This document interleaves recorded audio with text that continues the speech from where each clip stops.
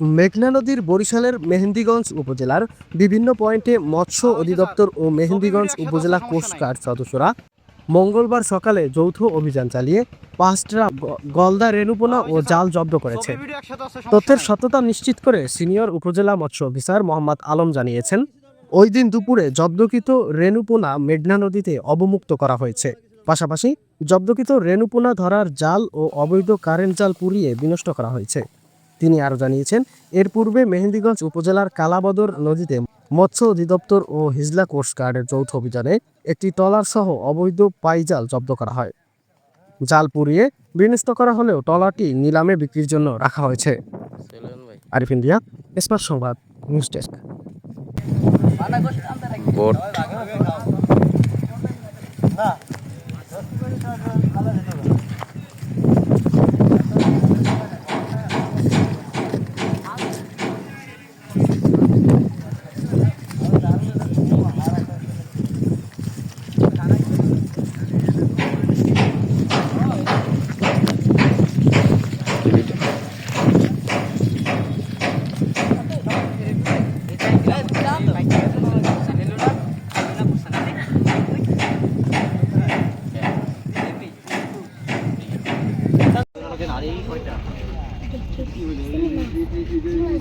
প্রচুর পরিমাণ রেণু জব্দ।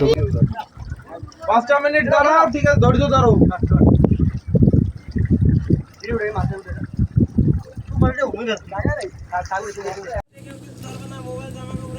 কিছু ধরবো না,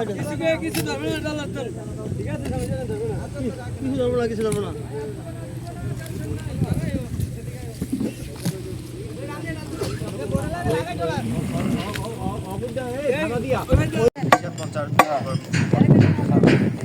কারণ কি নাইলে ওই পড়লে ওই কি হলো সে পড়ে না